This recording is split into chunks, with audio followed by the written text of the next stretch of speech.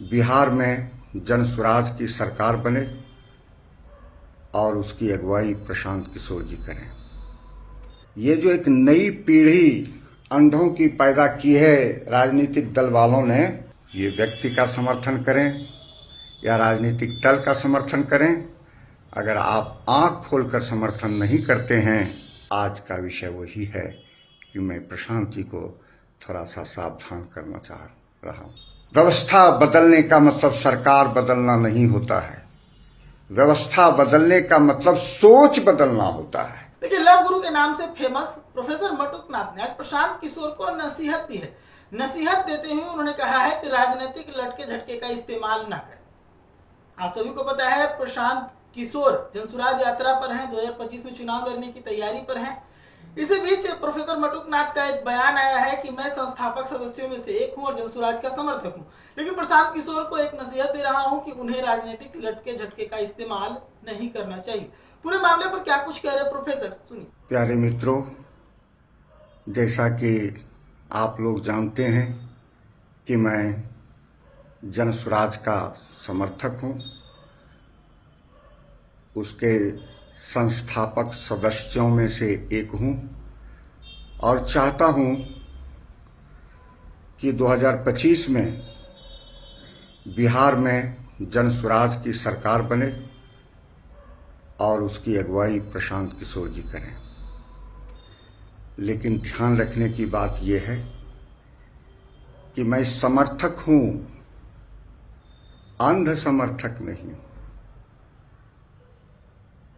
ये जो एक नई पीढ़ी अंधों की पैदा की है राजनीतिक दल वालों ने, उससे देश पतन की ओर जा रहा है। जिस देशवासियों के पास आंख ही नहीं रहेगी, हमारा राजा जो भी करे, गलत करे सही करे, इसका तो बोध ही नहीं। हमारा राजा जो भी करता है सही ही करता है और हर बात में हम उनका समर्थन करेंगे और उनके बचाव में खड़े हो जाएंगे। ये व्यक्ति का समर्थन करें या राजनीतिक दल का समर्थन करें, अगर आप आंख खोलकर समर्थन नहीं करते हैं तो आप देश के दुश्मन हैं। देशभक्त होने की तो बात ही नहीं सोची जा सकती। देशभक्त वो है जिनके सामने देश है। देशभक्त वो नहीं है जिसके सामने कोई पार्टी या उसका प्रतिनिधि या उसका सुप्रीमो है। तो मैं जब जनसुराज और प्रशांत किशोर जी का समर्थन करता हूं तो आंख खोल कर करता हूं। जहां वो लगता है कि बहुत ही ऐतिहासिक काम कर रहे हैं, मैं भूरी भूरी प्रशंसा करता हूं, तारीफ करता हूं। लेकिन जहां लगता है कि चूक हो रही है, वहां मैं सावधान करने की भी कोशिश करता हूं। आज का विषय वही है कि मैं प्रशांत जी को थोड़ा सा सावधान करना चाह रहा हूं। उन्होंने कहा है एक भाषण में कि बिहार के बच्चे मजदूरी करने के लिए पैदा नहीं हुए हैं। अब ये वाक्य जरा खतरनाक है। खतरा क्या है, पहले इसका लाभ देख लें। लाभ तो ये है कि अधिकांश लोग जो गरीब हैं, मजदूरी के सिवा जिनके पास कोई चारा नहीं, उपाय नहीं है, ऐसे लोग के सपने जग जाएंगे और सपने जब जग जाएंगे तो वो मोबिलाइज हो जाएंगे, संगठित होकर जनसुराज को अपना समर्थन दे देंगे।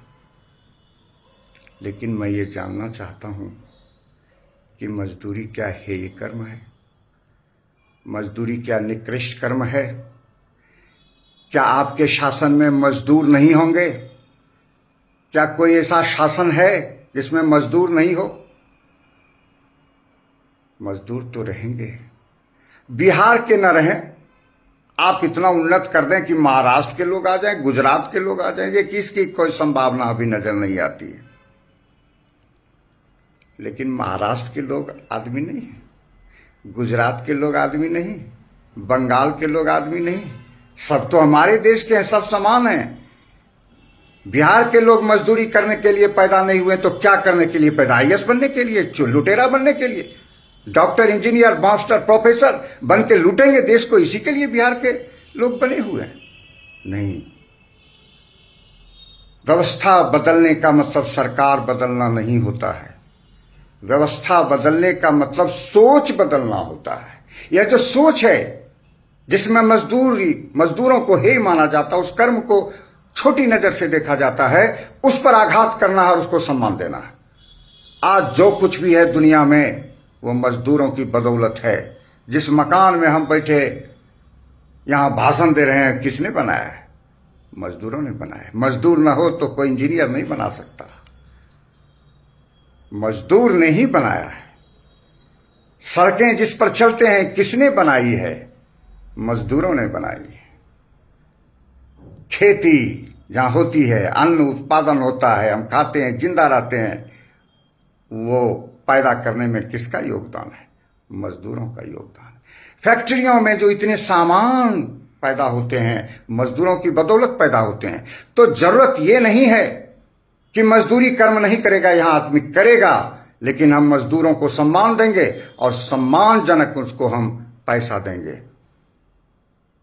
ये तो कुछ लोग करते हैं, कुछ लोगों ने किया है। क्यों टाटा में लोग काम करना चाहते हैं? क्योंकि वहां पैसा है, मिलता है, सम्मान भी मिलता है। तो सम्मान मिलना चाहिए उस कर्म को, और उसको शेयर होना चाहिए उत्पादन में। उत्पादन में लाभ का हिस्सेदार होना चाहिए और सबका मोल बराबर होना चाहिए। समतावामूलक समाज इसको कहते हैं। लेकिन आप किसी मजदूर को आईएएस बना देते हैं, मजदूर को बेटे को, और मजदूर को सम्मान नहीं देते हैं, तो कितने को आईएएस बनाइएगा और आईएएस करेगा क्या? इसलिए ये धारणा, शोषितों को सम्मान देते हैं, जो हमें लूटता है उन्हीं को सम्मान देते हैं, और जो बेचारा हमारा निर्माण करता है, हमको सुख सुविधा देता है, उसका हम अपमान करते हैं। ऐसी व्यवस्था होनी चाहिए। किसानों की ऐसी व्यवस्था है नहीं। जर्जर है किसान कि मजदूरों को बहुत अच्छी मजदूरी दे सके। किसानों की स्थिति ठीक करनी है और उसमें मजदूरों की भी स्थिति ठीक होगी। तो ये नहीं कहना है कि बिहार के बच्चे मजदूरी करने के लिए पैदा नहीं हुए हैं। ऐसा कहकर उनका वोट ले लेना आसान काम है। राजनीतिक दल तो यही करते हैं, आरक्षण दे देंगे।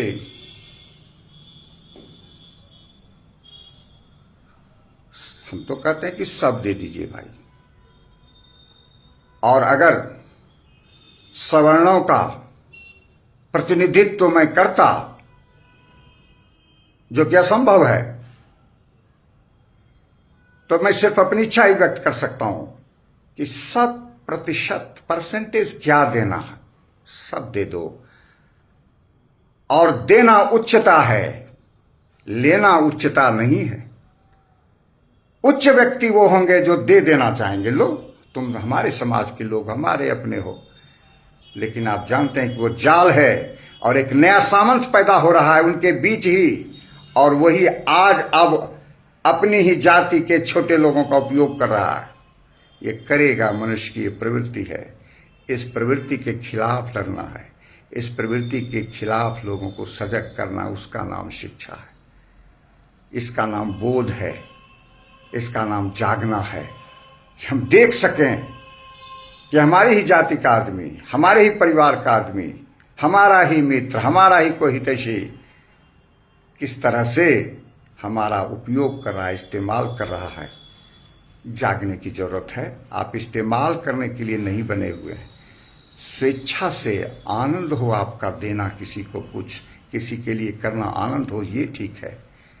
तो ये सब जो लटके झटके राजनीतिक दल वाले अपनाते हैं तरह तरह के, मैं नहीं चाहता हूं कि प्रशांत जी भी उसके शिकार हो जाएं और उसी तरह के लटके झटके का उपयोग करें।